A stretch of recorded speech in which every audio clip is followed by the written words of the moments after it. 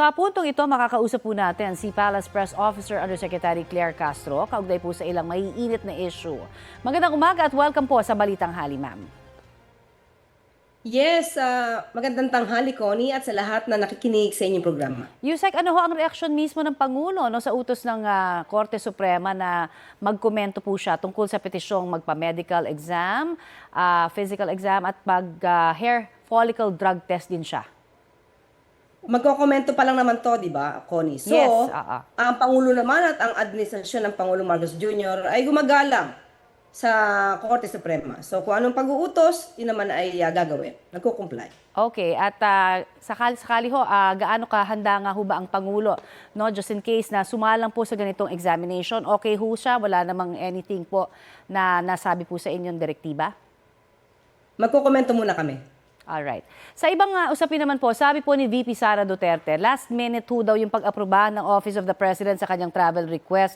Sabi niya ho, nangyari na noon na one day before ng biyahe na ilalabas po ang Travel Authority.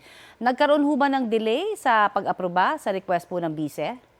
Hindi po, madalas naman po na one day before her trip ay ibinibigay yung travel authority. At wala pa sa pagkakataon na siya ay tinanggihang mabigyan ng travel authority. At kung nagmamadali po pala ang Vice Presidente, sana mas maaga din siya na nag-request ng travel authority. And at the same time, may nakita po kasi tayo doon na parang may binago siyang date I see. ng pag-alis or meron siyang pinahabaan yung kanyang pag-alis or pagbabakasyon.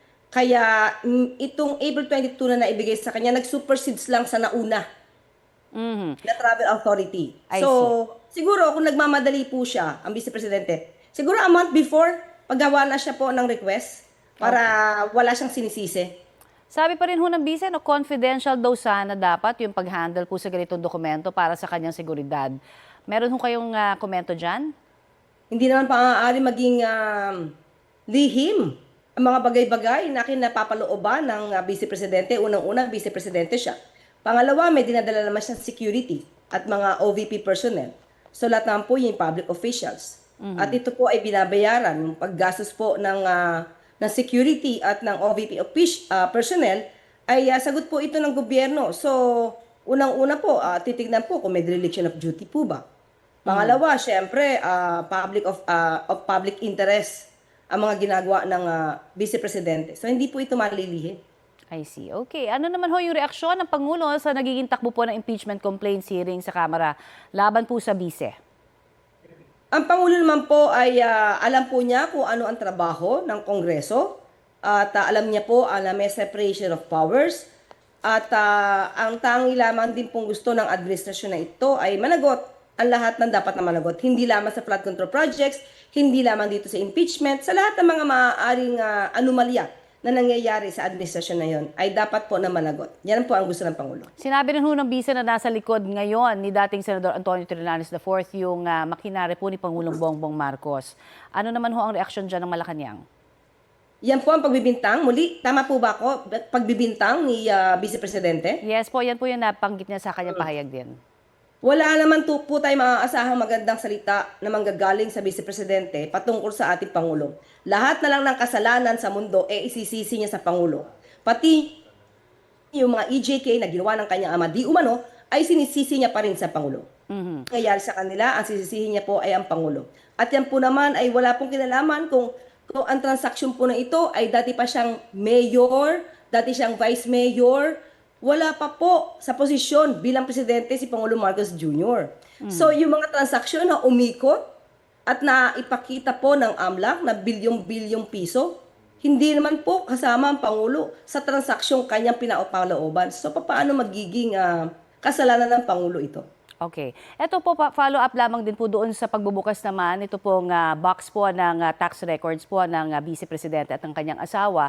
Ang sabi po ni dating BIR Commissioner Kim Menares, maaari daw mag-request ang BIR Commissioner ngayon sa Pangulong Bongbong Marcos na mapirmahan ito para mabuksan. Willing ho ba ang Pangulo kung sakasakali ho na i-request ito ng BIR na pirmahan para ho mabuksan na itong kanyang tax records po ng bise? Sa ngayon po, Ma'am Connie, wala pa pong naibibigay sa ating anumang komento patungkol po dyan. Okay. At Ipaparating po natin sa Pangulo. okay, mapunta naman po tayo sa naging pahayag naman ni dating Speaker Martin Romualdez. Ang sabi po niya naman na kabilang ang hekutibo sa mga kumikilos para sa national budget. Ano ho ang tugon niyo dyan? Of course, nanggagaling po ang NEP mula sa executive. At yun po ang nasa batas. So wala naman pong question doon. Mhm. So, do you agree na sa sinabi rin ho ni Congressman Romualdez yung katagang command responsibility dapat yan ng Executive Department pagdating po sa implementasyon ng flood control projects? Okay, ang pag-i-implement po kasi talaga ng flood control projects ay nagbumula po sa DPWH. Sila naman po talaga ang may mandato dito. At kung sinasabi niya na people implementing on the ground, ay masasabi po natin na talagang DPWH. Kaya nga po, nung may nakita ang Pangulo at mayroon siya naramdamang may anomalya, hindi po ba pinasimulan po niya ang pag-iimbestiga? So yan po ang trabaho ng Pangulo, hindi lamang po maging mag-govern, kundi talaga linisin ang mga maaaring anomalya sa administrasyon niya. At yan po ang ginawa ng Pangulo, hindi po siya nagpatumpik-tumpik na paimbestigahan ang dapat na paimbestigahan. Bilang Pangulo, yan po ang kanya mandato. Ang isa po sa sinasabi kasi kung may nakita pala, dapat hindi ho pinirmahan ng Pangulo. Kung may nakitang ano po, Kung may mga nakitang irregularidad po, bakit po pinirmahan pa itong ng Pangulo, ito pong budget dyan? hindi naman po agad makikita kung may anomalya ang budget. Makikita lamang po yan kung hindi ginamit na tama yung pondo. Mhm. So, itong mga proposals na to, ng mga congressmen, nagkaroon ng amendments, na Aha. hindi naman po mali, if ever, nagagamitin sa tama, hindi po yan makikita agad ng Pangulo. Makikita na lamang yan kung may anomalya dahil naging ghost projects na.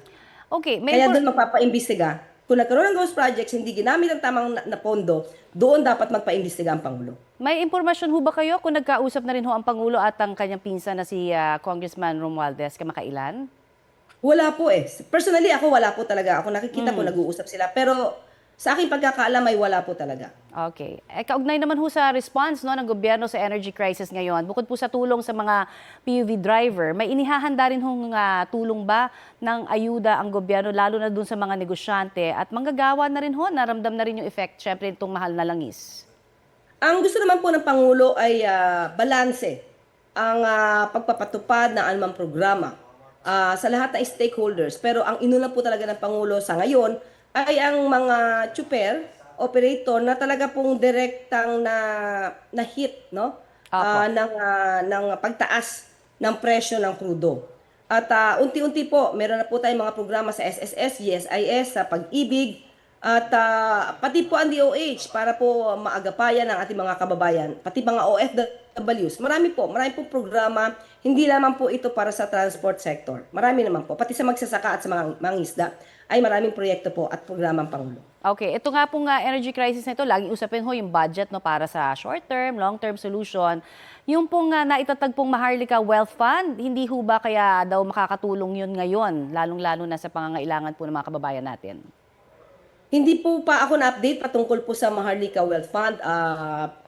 Ipapaalam ko po dahil hindi pa po sa atin ito na-i-issue ngayon. Alright. Marami pong salamat sa inyo pong oras na ibinahagi sa amin dito sa Balitang Hali, ma'am.